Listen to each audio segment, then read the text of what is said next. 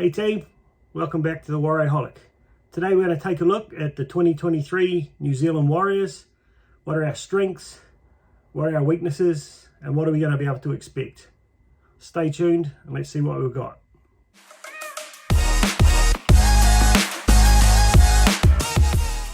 Right then, let's get into it. If we're looking at the whole, off season, how we've seen things, what's played out, got to be honest, it's been a lot more exciting and inspiring than we've seen for a number of seasons now. We've got the boys back in New Zealand, which is a great start. SG Ball team kicking things off there, playing some great footy, showing what the future can look like there. New South Wales Cup ready to kick off, that's going to be massive. Having all three teams playing within our own system, having those pathways, having depth there to be able to promote guys when the top team aren't performing, got to be a plus for me.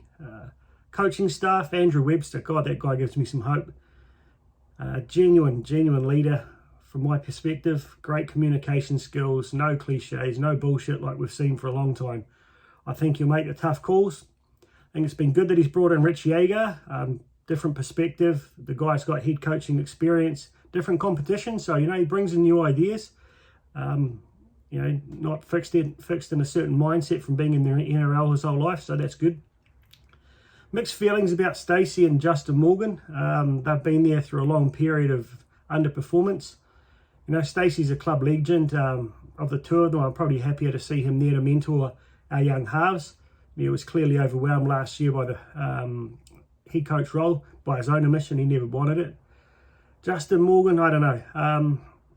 Webby's had experience with him. He seems to rate him, but who knows?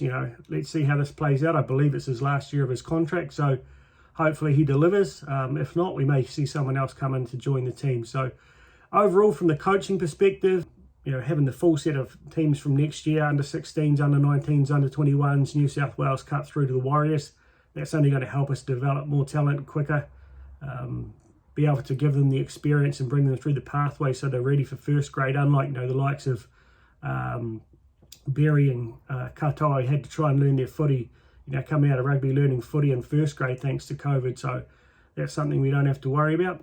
But, from the leadership side of things and the direction of the club there, I'm pretty happy. Remains to be seen what happens on the field, but, it's given me good hope. Looking at the players we've brought in, I think we've signed well. We've signed experienced, hardened professionals who have a genuine reason for coming to the club. I don't think anyone's coming here just to milk us, which we often do see. So I was a little bit concerned about some of them, to be honest. What were their motivations after we saw some of these hangers-on over the past few seasons. But when you hear them talk about being part of the Warriors, talking about life in New Zealand, they all seem genuinely passionate about the club, enjoying life, looking for long-term success. So that gives me hope as well. So the team itself, which is obviously the most important part, they're the ones who've got to do the damage on the field.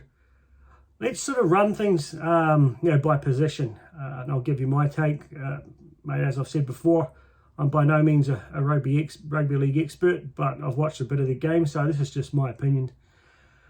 Props. Adam Fanua-Blake, he's up there with the top props in the comp. Seems to be a lot fitter, a bit leaner this year, so looks better. His heart seems to be in it a bit more than last season, which is great. He seemed a bit isolated and lonely there last year, but he seems to have formed a good relationship with Mitch Barnett and a couple of the other boys, so good to see. From him, I'd just like to see him offload a bit more and probably hit the line with a little bit more speed.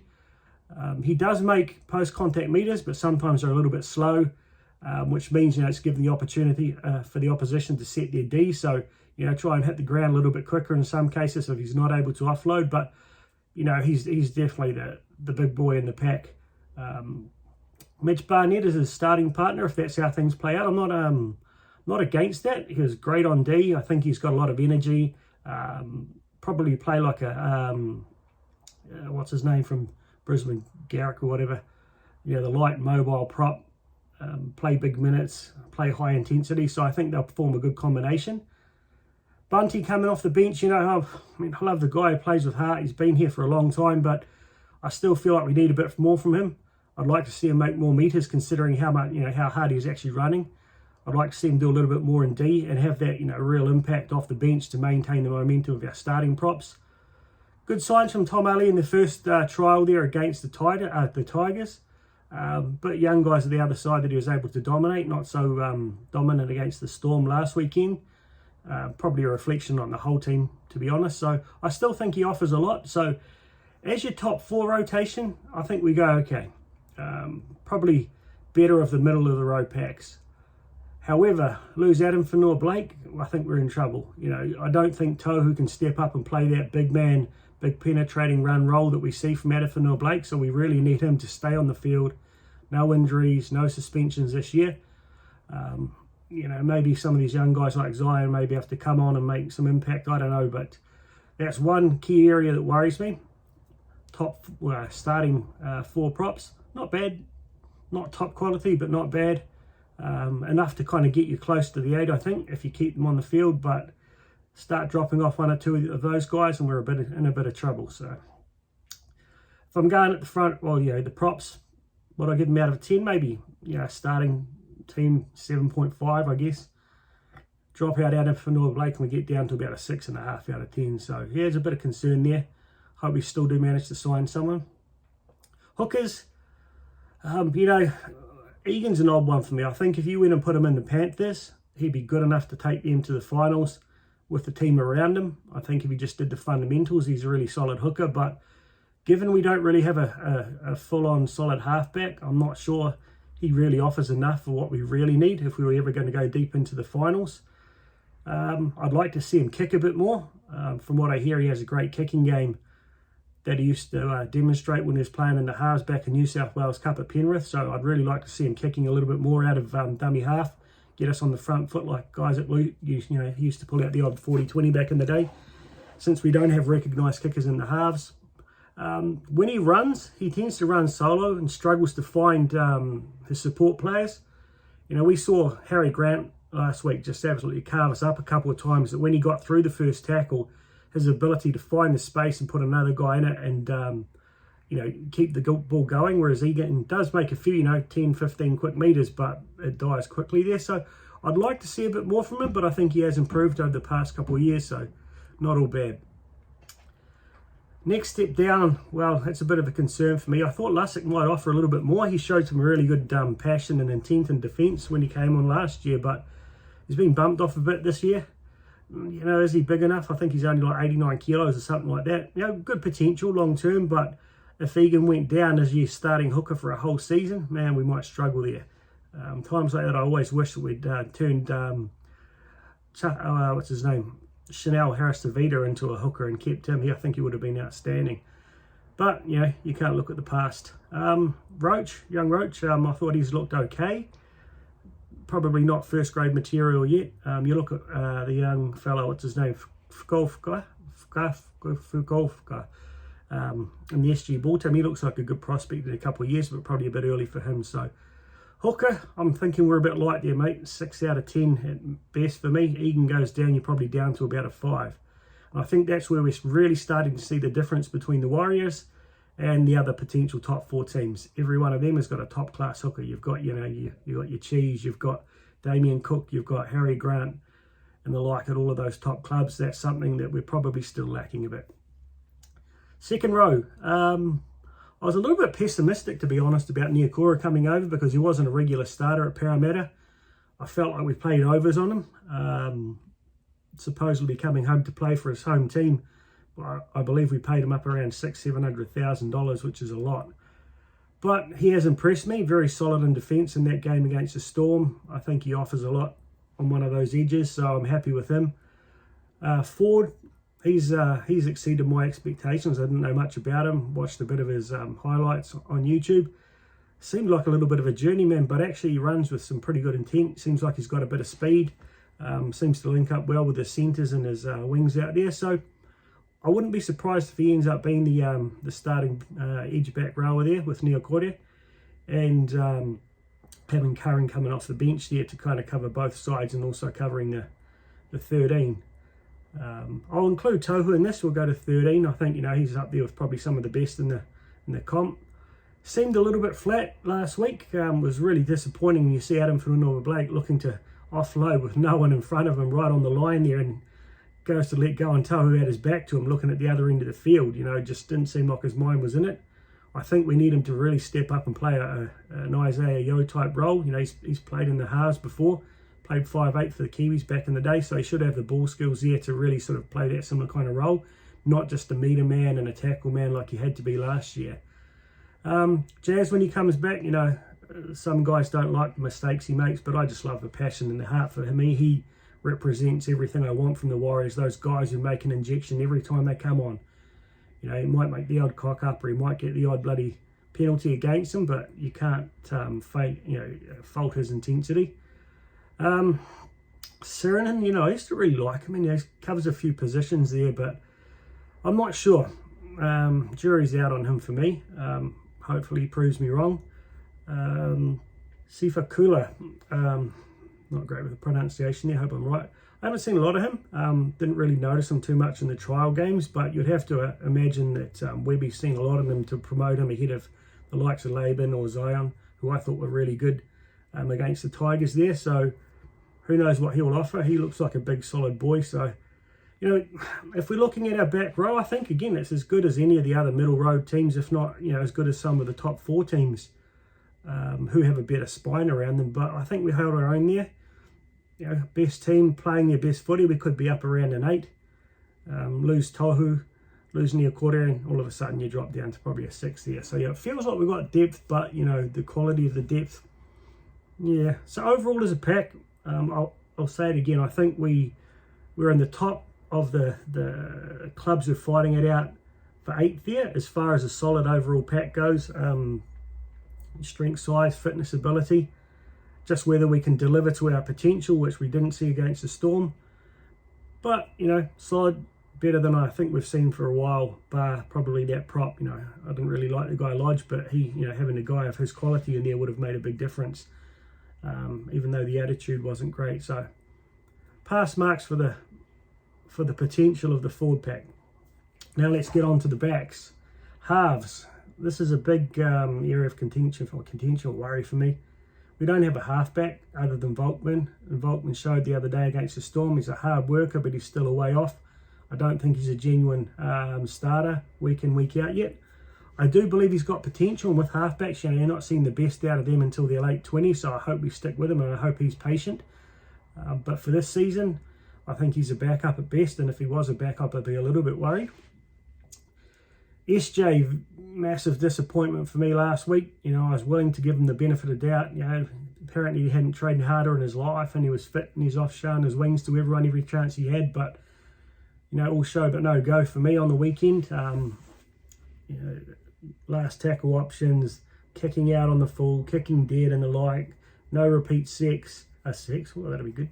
No repeat sets. His bombs coming down on the 20 rather than on the try line just really failed to impress for me, so I really hope he steps it up round 1, because you know he's going to be playing with Metcalf out. So Tamati Martin showed a lot for me in his first game. I like him. I think he'll show a good professional stable ability there, good running game, probably a reasonable passing game, but questionable kicking. I think he was a good combination with the Metcalf. You know, it's really disappointing he's done his hammy, and it could take a while for him to get back. Because if SJ keeps up this form, he could have been really pushing for that to be our, you know, starting halves pairing pretty early on. So, mate, I'm going to say we're very much middle of the road best when it comes to our halves at the moment. It's hate to say it. We lose 1 or 2, and I think we're in big trouble there. What are we going to say, mate? 6.5 at the moment. Potentially down as low as a 5 if we lose 1 or 2 people like we've lost with Metcalf. So not ideal. I'd love us to find a really genuine world-class halfback. We've got a bunch of guys who can play really solid running sixes. So yeah, that's an area of improvement for me. Centres, another area of worry. Viola I'm happy with. I think he's got a lot of potential. I think this could be a breakout year for him. Really solid, strong, hard running fella. Seems to have a lot of the skills. Other than him though, who have we got? You know, when you've got a guy like Williami, who a lot of people see as a journeyman, has struggled at other clubs to really make an impact, when he's looking like your best option, it's a bit of a worry, because most people were thinking he was a New South Wales Cup centre at best. Pompey, I'm not a huge fan of at centre. I think he's a big, could be a hard running guy. Doesn't run as hard as he probably could for his size, but okay distribution, but okay on D, but doesn't really inspire a huge amount of hope for me. Rocco Berry, I've always liked him. A lot of people don't, but I think he's got a huge amount of potential. He's just developed too quickly, getting thrown into first grade there with very little rugby league experience thanks to COVID. So I'm hopeful once he gets over this injury, he gets some time in New South Wales Cup to really develop and build within our systems. Big, tall, strapping guy, a lot of good fundamental skills about him, some really good tackling skills. He might have to learn the patterns a bit more, but the actual tackling ability is there for me. Reminds me a bit of a Conrad Smith, to be honest. So yeah, maybe I'm over anticipating, but a couple of years down the road, I think him and Vaila could be our long-term centre partners. But in the meantime, I still feel like that's one area we should be looking to recruit. You put a guy like Dreamworld here, Joey Manu, or Val Holmes in that back line, and all of a sudden things are very, very different. But at the moment, I think we've got one solid up-and-coming young man, and the rest are all quite questionable. And that's when you're going to start letting in a lot of missed tackles through that edge there. So hopefully Williami, if he does get the start, steps up and at least holds his own on D. Got some pretty creative back rowers there who may be able to help him out and getting our halves out wide there. So I'm prepared to give him a bit of a go. You never know. You often see a guy comes to a new club who used to be a journeyman and all of a sudden he's away. Nico Hines, there you go, it's a classic example. Jerome Hughes, guys who just never really looked like much. Jonathan Thurston, you go to a new club, all of a sudden the right coaching, the right environment, you're world class. So who knows? Could surprise us. So centres for me, 6, probably bottom 3, 4 material there when it comes to the quality of our centres.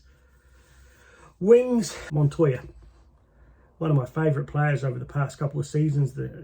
Right up there with Jazz with the level of effort and heart he puts into the way he runs off his own line is like a machine. So he's my starting choice there every time.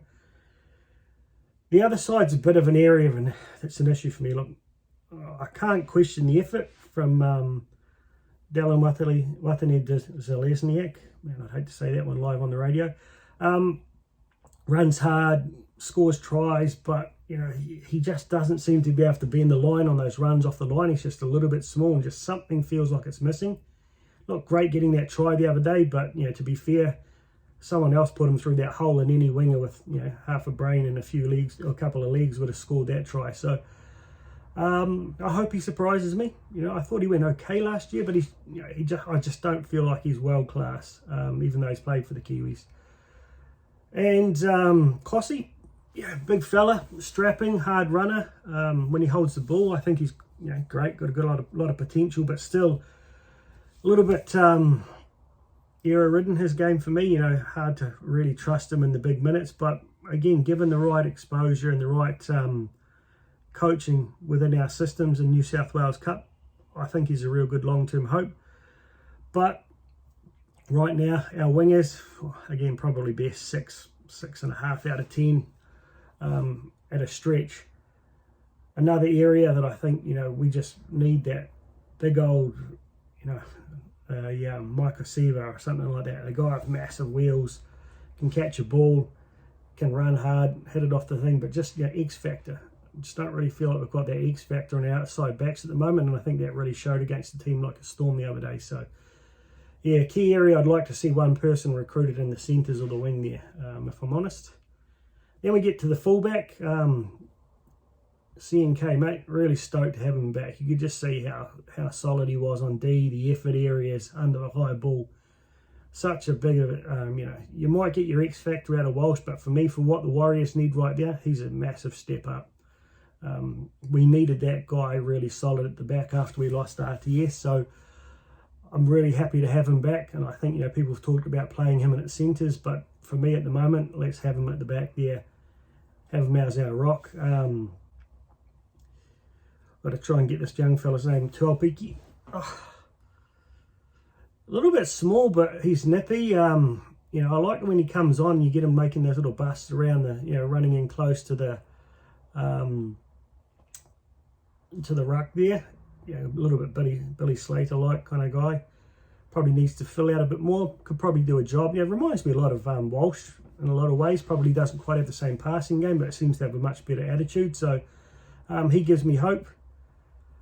So yeah, those two, again, very similar to most of the other middle of the road clubs. CNK maybe top, what would you say, 7 or 8.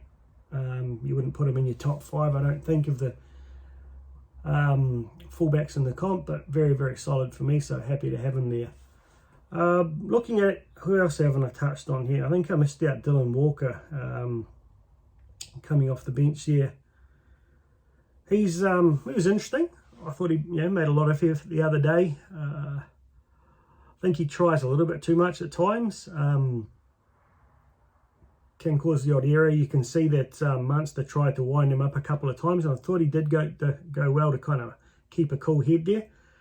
So yeah, I think he'll add a lot, covers a lot of positions. So here's going to be your 14 over a guy like Jazz or Lussick, but you know, we lose him, we've got a bit of cover there. So overall, I think we've gained from last year. A more solid, more committed team. They look fitter than they've been for a long time. When you hear a guy like Tony Kemp, you know, he can be a bit down on the Warriors at times, saying when he went to this black tie dinner or whatever with him the other night, it was hard to tell the backs from the forwards because they were all looking so lean. And I kind of like that. If we're going to play this high tempo football, you've got to have the fitness, and I don't think our fitness has been questioned in the first few games I've seen across all of the different teams. So from that aspect, that's a step up as well. I'm sick of them coming out looking like, you know, marshmallows at the start of the season. I think it's back 2018 when we had Alex Colver was the last time I thought they looked this fit. So that's good.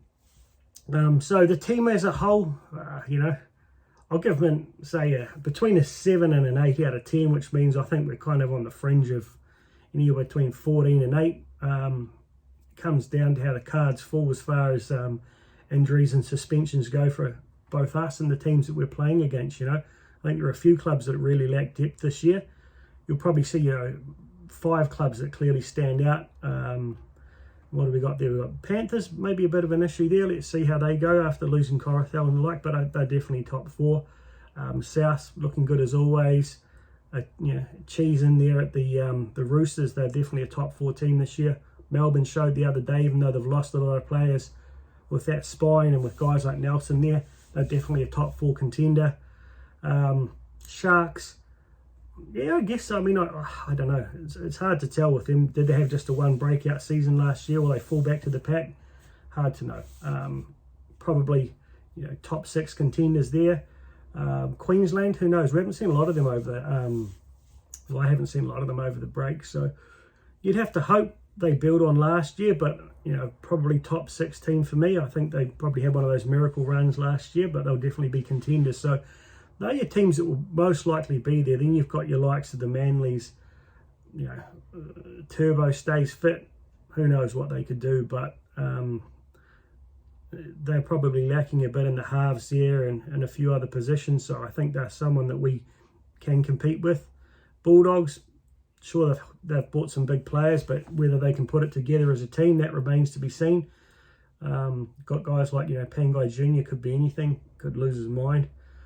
You lose Burton, then you don't really have a half there to drive around that team of Ferraris out wide. So can we finish ahead of them? There's no reason we can't.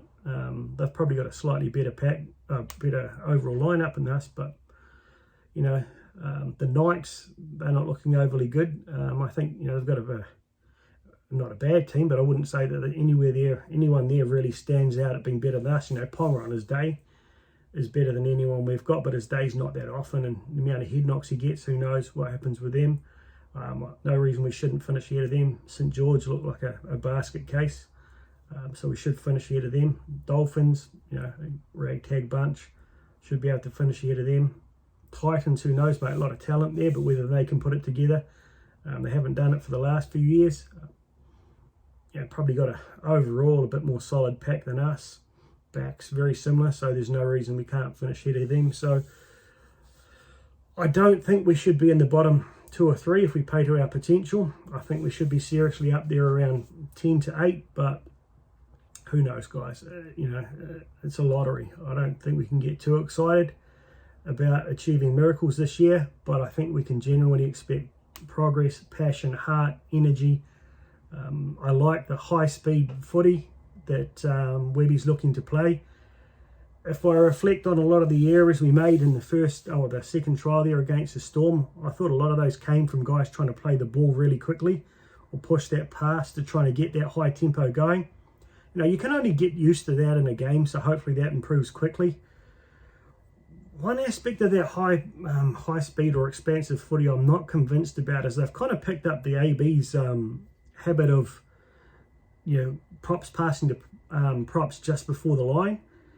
While that might get you a little bit of a gap with the compressed defence, and I think having forwards wider out in the defence compared to rugby, I don't think it has the same ability to put another prop through a hole, but it has a heck of a lot of risk, particularly if you guys are tired and they don't have the ball skills. So I'm not convinced of that. I'd rather see our guys, we've got props and forwards who can use their footwork at the line. I'd rather that than pushing too many of those passes, particularly early on in the game.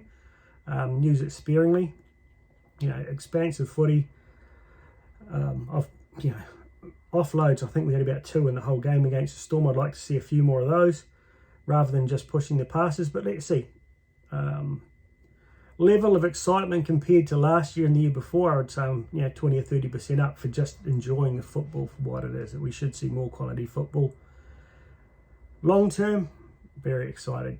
Give us 2 or 3 years with 5 teams in the comp. Who knows? Who knows what we could become as long as we stay patient and give Webby what he needs. So for the Warriorholic, I'm excited. I'm all in as always. More excited than I have been for a while. Most important point for me is anyone who can, get along to the Cape Tin. March 3rd, Friday night. It's going to be a big one.